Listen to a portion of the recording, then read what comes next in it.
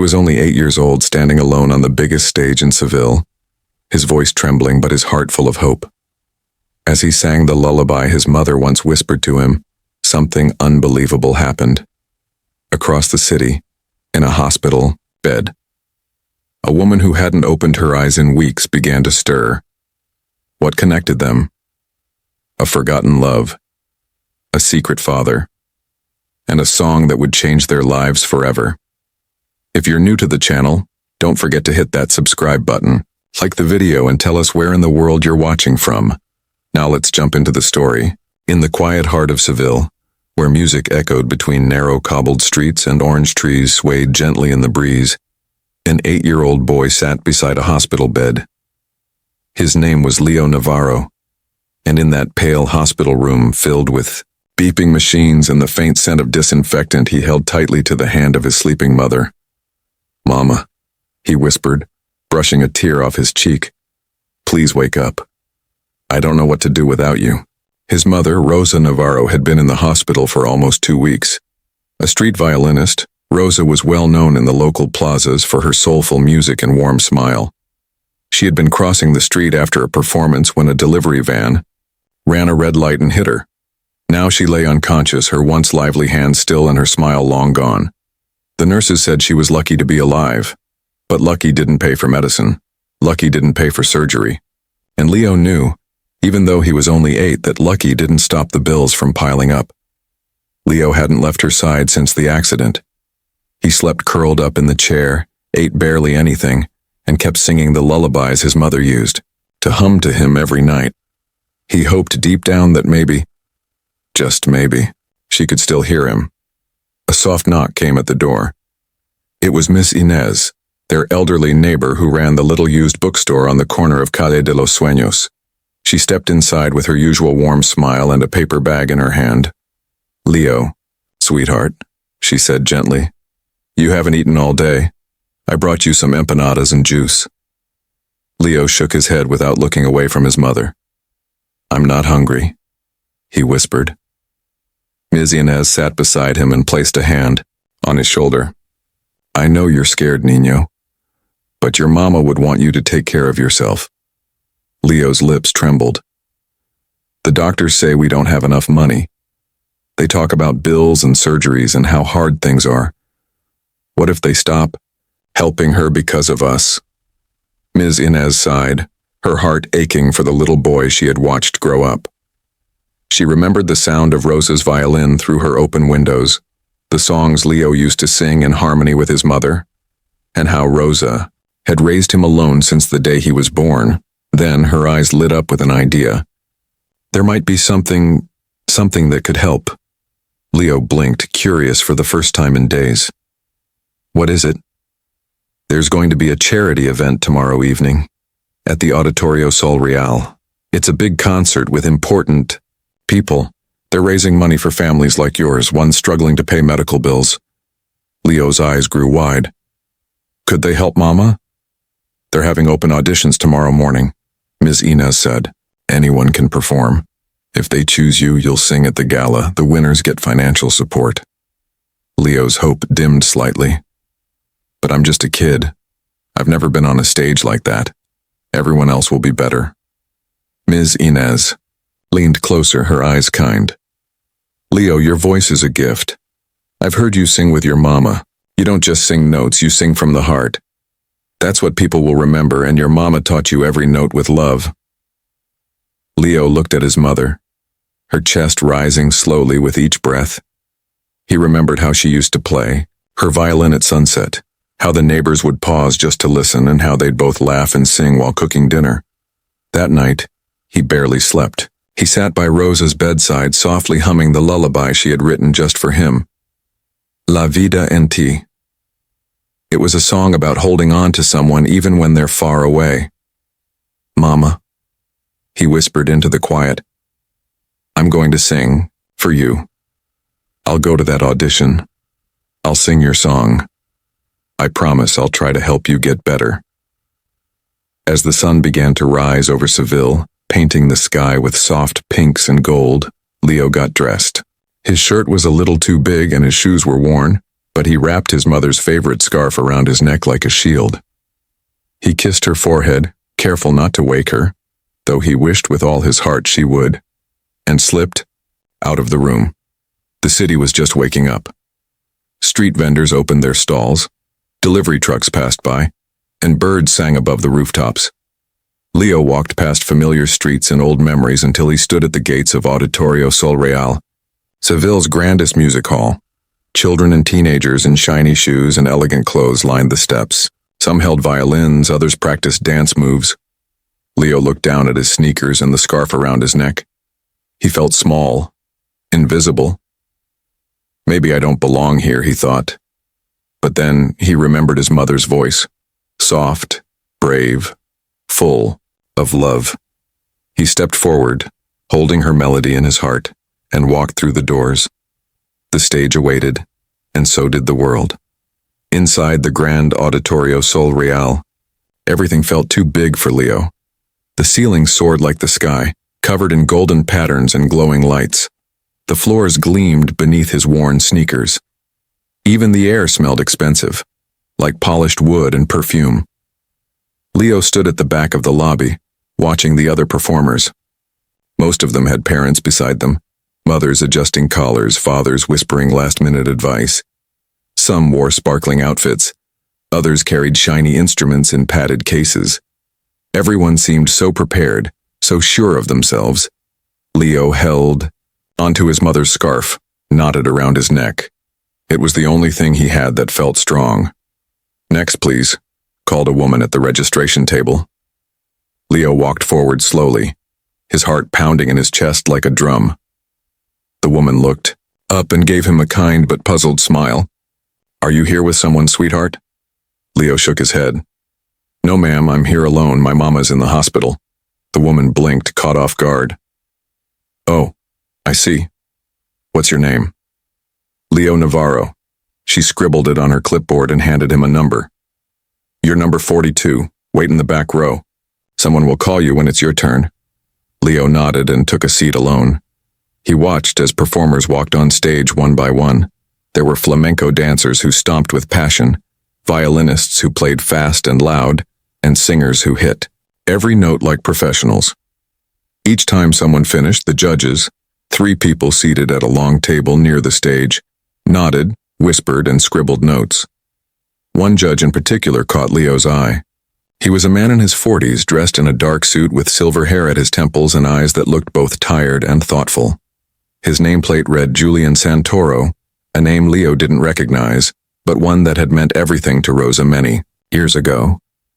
Julian watched each act with a professional calm, but inside his mind was spinning. From the moment Leo had walked in, Julian had felt something he couldn't explain. Something familiar. It wasn't just the boy's last name, Navarro. It was the way he held himself. The look in his eyes. And most of all, the scarf he wore.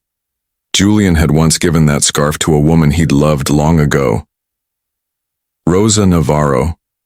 Could this boy be? Julian pushed the thought aside. It wasn't possible. Was it? Backstage, Camila Duarte, the event coordinator, hurried from one performer to another. She had once been Rosa's student in a small community music class. Rosa had taught her violin, but more importantly, she had taught her confidence. Camila had admired Rosa deeply, and though they had lost touch, she remembered her kindness. When Camila glanced at Leo's form and saw Navarro listed, her heart jumped. Could it be Rosa's son?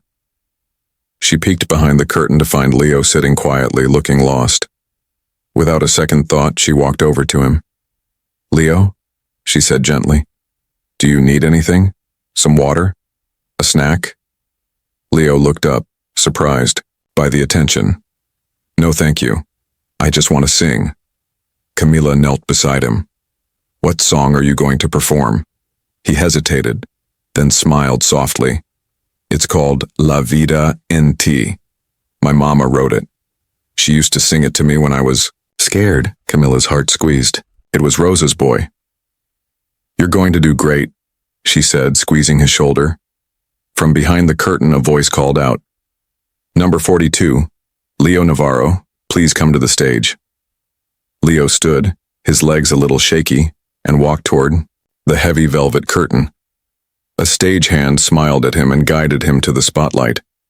As the lights dimmed and the curtain lifted, Leo stepped into view. The auditorium was silent. The judges watched him curiously. Julian leaned forward, his heart suddenly pounding. "What will you be singing today?" one of the judges asked.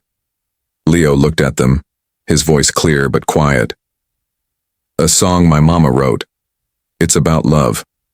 Love that doesn't go away, even when someone's gone." Julian's breath caught. That was Rosa's song. "Whenever you're ready," another judge said. Leo took a deep breath, closed his eyes, and began to sing. The first note was soft but true. As he continued, his voice grew stronger. He wasn't trained. He didn't know the perfect technique. But the emotion in his song reached every corner of the grand hall. The melody rose and fell like the rhythm of a heart. The lyrics spoke of holding on, of hope, of finding strength even in silence. It was a lullaby and a promise. It was a call for someone to come back. Julian sat frozen, the song tearing open memories he had tried to bury. The nights with Rosa, the fights, the way he had left her for his music career. He had always told himself she was better off, that she would move on. But now, standing right there on stage, was a little boy with his eyes and his voice. As the final note faded, silence filled the room, then applause. Loud, long, and full of emotion, Camilla wiped away a tear. The judges exchanged glances. Julian couldn't speak. He only stared. Backstage, Leo stood quietly, unsure what to make of the applause. But in his heart, he felt something new. Hope. The day of the charity gala arrived like a dream Leo couldn't quite believe was real.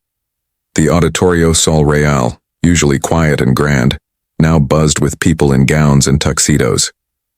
Cameramen moved through the hall. Soft classical music played. Through the speakers, bouquets of white lilies stood in crystal vases, and golden lights danced across the polished floors.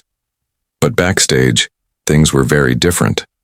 Behind the red curtain, nerves ran high. Performers paced, adjusted their outfits, whispered to coaches, and did breathing exercises. Leo sat alone in the corner, his mother's scarf still wrapped around his neck. A new suit, his first ever, had been laid out for him earlier that day, a gift from the organizers. He wore it proudly, though he kept rubbing his hands together, trying to stay calm. "Leo?" a gentle voice called. It was Camilla Duarte smiling warmly. "Are you feeling okay?" Leo shrugged. "I'm scared. What if I forget the words? What if I mess up in front of all those people?" Camilla knelt beside him. "Everyone out there wants to hear your heart, not perfection. And your song? It already helped you get here. Just be you, Leo." Leo nodded slowly. "I'm singing for my mama." Camilla smiled.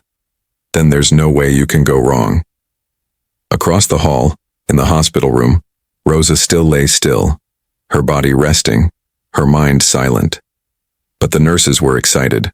A large screen had been set up so Rosa could attend the gala virtually.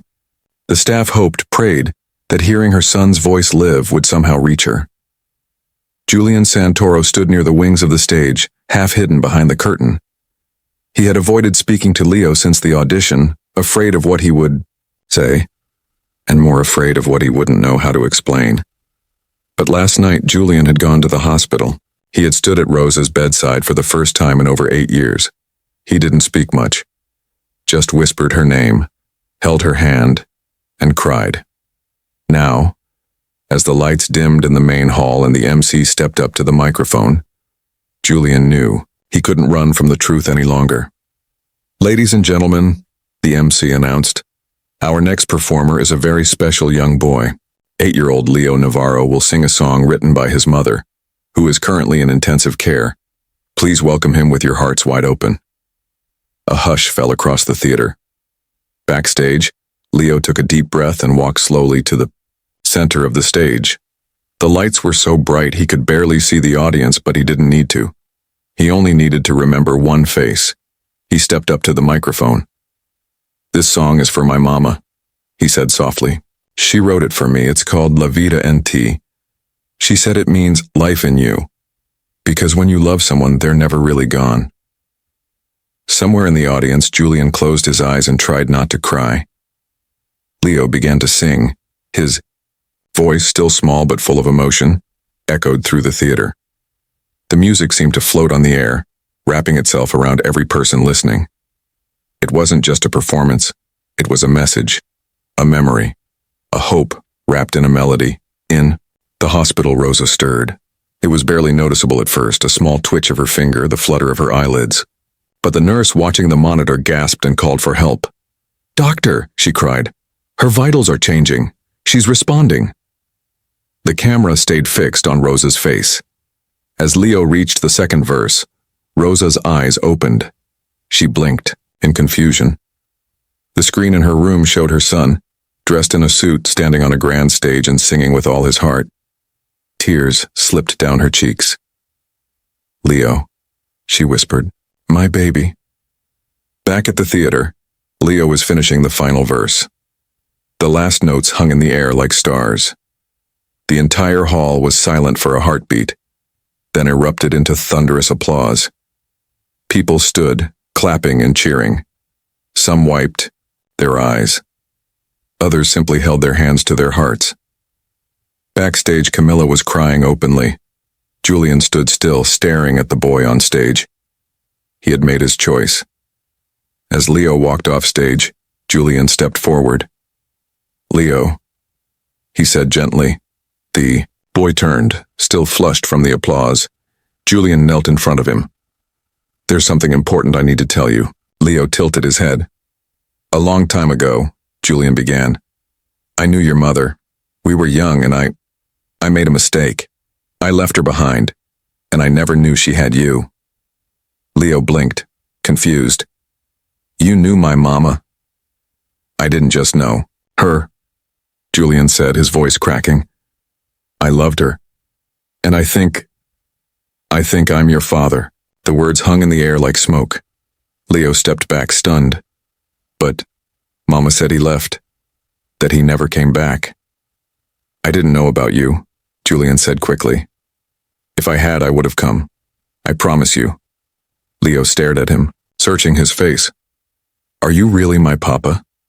Julian nodded. "Yes, if you'll let me be." Before Leo could answer, a loud voice echoed from behind them. "She's awake," someone cried. "Your mother, she's awake." Leo turned toward the backstage monitor. On the screen, Rosa was sitting up in bed, smiling with tears running down her face.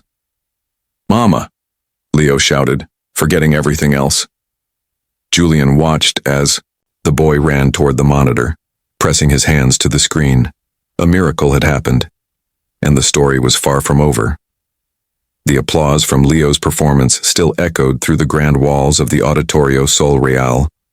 But backstage, the world had already changed. Rosa Navarro was awake. Her smile, weak but real, filled the hospital room. Nurses surrounded her, some with happy tears in their eyes. The monitor showed her vitals had improved.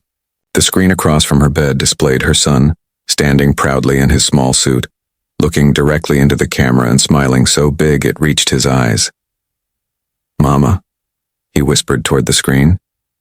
"You heard me. You really heard me." At the theater, Julian Santoro and Leo stood side by side, staring at the screen in stunned silence. Julian's heart felt heavy and light all at once. He had just told his son the truth, a truth he had kept buried for 8 long years. Now, standing beside this brave little boy who had sung a sleeping mother back to life, Julian realized that courage didn't always come in loud actions. Sometimes, it came in quiet songs. A few hours later, Leo and Julian arrived at the hospital. Rosa, now fully conscious, lay propped up on pillows, her face pale but glowing with joy. The moment Leo entered, she opened her arms wide. "My sweet boy," she whispered. Leo rushed to her, holding her tightly. "Mama, you're okay." She kissed his head again and again. "You saved me, Leo. I heard you. Every word. Every note." Behind them, Julian stepped into the room holding a small bouquet of lilies. Rosa's eyes met his, and the years of pain between them came rushing back. "Julian," she said softly. He nodded, stepping closer. "I'm so sorry, Rosa. I was afraid. I thought chasing music meant I had to leave everything else behind. I didn't know about Leo. If I had." "I know," she said, her voice gentle but tired. "I know." Silence hung in the room, but it wasn't heavy. It was full of things unspoken: regret, forgiveness, memory, and a flicker of something new. "Do you want to sit with us?" Rosa asked quietly. Julian pulled up a chair, and together they sat, mother, father, and son, side by side for the first time. In the days that followed, news of Leo's performance and Rosa's miracle spread like wildfire. Video clips went viral. Newspapers called it the song that woke a mother. Donations poured in. The charity gala had already raised money for dozens of families, but Leo's story inspired even more. Julian, now fully embracing the role of a father, used his connections to transfer Rosa to a private clinic where she could recover more comfortably. He also began spending more time with Leo, learning about his favorite songs, his dreams, and the little things Rosa had taught him over the years. One afternoon, while sitting in the hospital garden, Rosa turned to Julian. "You know," she said with a small smile, "I used to imagine this, the three of us just being together. But then I'd remind myself it was only a dream." Julian reached for her hand. "It doesn't have to stay a dream." 3 months later, Rosa stood on the balcony of a quiet villa just outside Seville. The sun was setting, casting gold across the hills. Leo laughed in the garden below, chasing butterflies with a stick. He looked free, happy, like a child should. Inside the house, music played softly. Rosa's violin rested on the table, polished and ready. Julian walked out onto the balcony and placed a small box in her hands. "What's this?" she asked, surprised. "Something I should have given you a long time ago," he said. She opened it slowly. Inside was a simple, beautiful ring. Julian got down on one knee. "Rosa Navarro," he said, his voice shaking. "I made many mistakes, but if you'll let me, I want to spend the rest of my life making them right. Will you marry me?" Rosa stared at him, eyes full of tears. She didn't answer right away, but when she did, it was with a smile so bright it made the sunset jealous. "Yes," she said. "Yes, I will." Leo, hearing the cheer from the balcony, ran up the stairs. "Did she say yes?" he shouted. "She did," Julian replied, laughing through his tears. Leo wrapped his arms around both of them. Best day ever.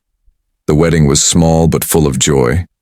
Held under the same tree where Rosa had taught Leo to sing, the ceremony was filled with music, laughter, and love. Leo stood proudly as the best man, and for the first dance, he sang La Vida en Ti, the song that had brought them back together. The crowd wiped away tears. Even Julian had to pause to hold back his emotions. Later that night, Leo stood beside Ms. Inez, who had been invited as the guest of honor. The bookstore owner smiled proudly as she watched her neighbors finally find peace. "Ms. Inez," Leo whispered, "do you think my family will stay this happy forever?" She looked at him with gentle eyes. "Happiness isn't about never having hard times, Leo. It's about choosing love every day, even when it's hard." He nodded thoughtfully, then ran off to join his parents under the stars. The night sky stretched above them, full of promises yet to be made, and somewhere in that soft breeze a quiet song played again. Not just a melody, but a memory, a promise, and a new beginning.